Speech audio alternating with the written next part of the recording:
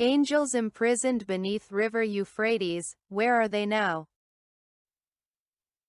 Not only did they undermine God's authority in heaven, until their incarceration, they were bent on trashing the earth. These are the fallen angels who are serving their eternal jail term on earth.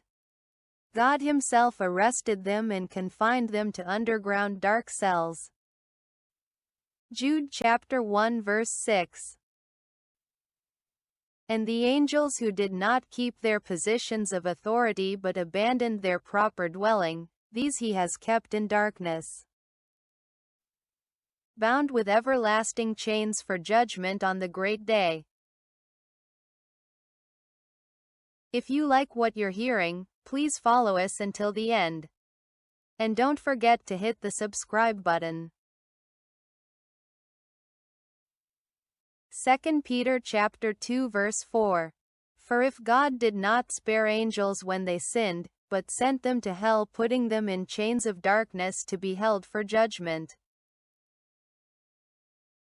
learned no lessons from their heaven's expulsion. Instead of attempting to make amends for their indiscretions, the four fallen angels opted to oppose every of God's order of decency. And some would ask why God did not kill those sinful angels instead of just locking them up. God is not human, although we were made in his image. His thoughts are perfect. He's not bound by emotions. He would not make any decision that's not thoroughly considered. God is bound by sound principles he created. He will not go against his own rules.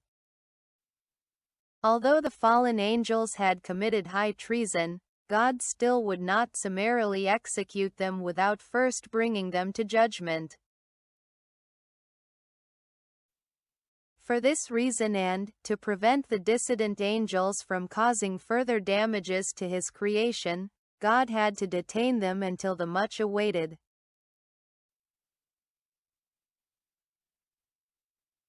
yet much dreaded, Judgment Day. Why are they detained on earth? You would ask. For starters, the earth belongs to God. He can make a huge detention camp out of it. He can do whatever he likes with it. At the time of their arrest, those angels were committing different levels of crimes here on earth. Just like in human criminal justice system, a crime committed in New York is punished in New York, not in Los Angeles or Texas. These angels are emitting out low-pitched painful cries from underneath the dried-up banks of the Euphrates River. Why are we able to hear the cries of angels who are supposed to be spirits? Humans have no communication links with spirits.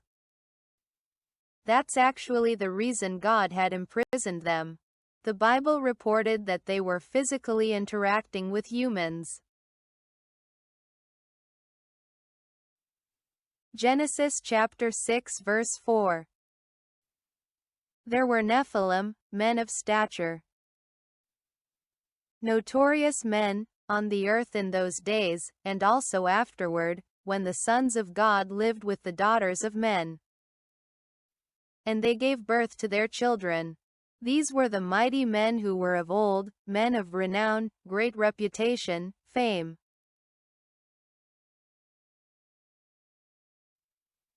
God did not allow man and spirits to interact physically. In one of Jesus' teachings about Lazarus and the wicked rich man,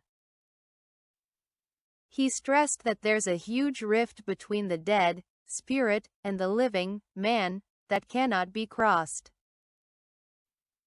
Man's interactions are limited to fellow humans, animals, to some levels, and other physical beings and objects. Luke chapter 16 verse 29-31. Abraham replied, "They have Moses and the prophets, let them listen to them." "No, Father Abraham," he said, but if someone from the dead goes to them, they will repent. He said to him, if they do not listen to Moses and the prophets, they will not be convinced even if someone rises from the dead. Back to the main topic, the imprisoned angels will at some time be let loose. Just before the end of time, they will be let loose to cause their worst havoc of human massacre ever. Revelation chapter 9 verse 14. Release the 4 angels who are bound at the great river Euphrates. So, the 4 angels who had been prepared for this hour and day and month and year were released to kill a third of mankind.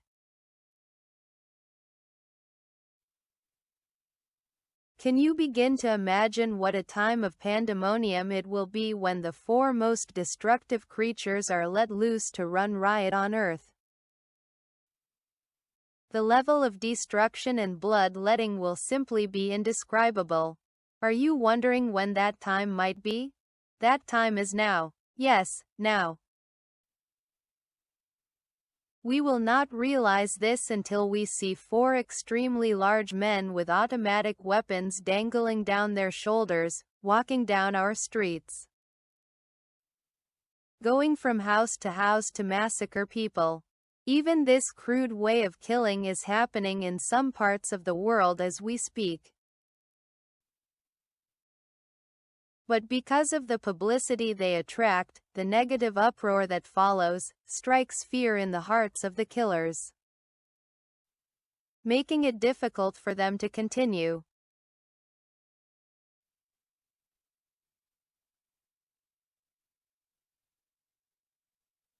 There are several methods of subtle killings, hardly noticed, going on across the globe today, the type of killing with optimal impact but scarcely noticed.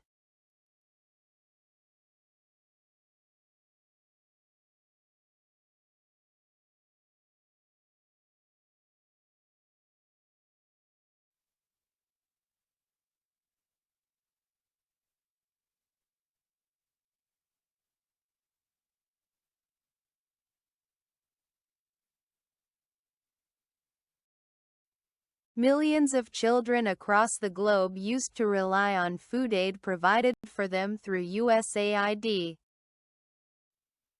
In 2025, the government of the United States of America dissolved USAID, leaving hundreds of thousands of children without food.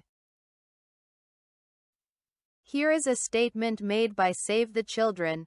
How USAID funding impacts Save the Children, major funder.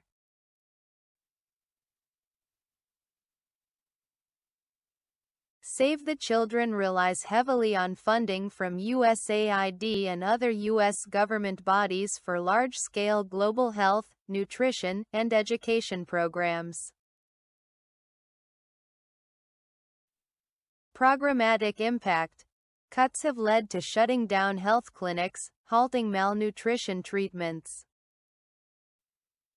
and disrupting education for millions of children in countries like Sudan, Syria, DRC, and Tanzania. How many children do you think may have died as a result of the ongoing malnutrition? Some governments have deliberately placed access to health care out of the reach of certain class of people. How many thousands of people do you estimate to die daily from domestic violence and related criminal activities? The figure could be astounding. How many die in wrong medical procedures and negligence at the hospitals? In some countries, abortion pills are more easily accessible than a pint of milk. The killer angels are carrying out their assignments exactly as expected and no one has noticed. Why would God authorize killings of that scale? It's all part of the effort to bring mankind back to God. All through the Bible, Each time the Israelites sinned and walked away from God, they were severely punished.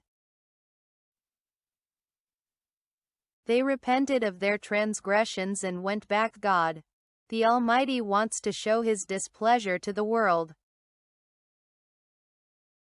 He is eager to show the world that He's still in charge and could use anything, authority or persons for His goals. After we realize the full import of the killings around us, it will be a very fearful world. Mankind will surely seek their God again. We will go back to our Creator and seek His face.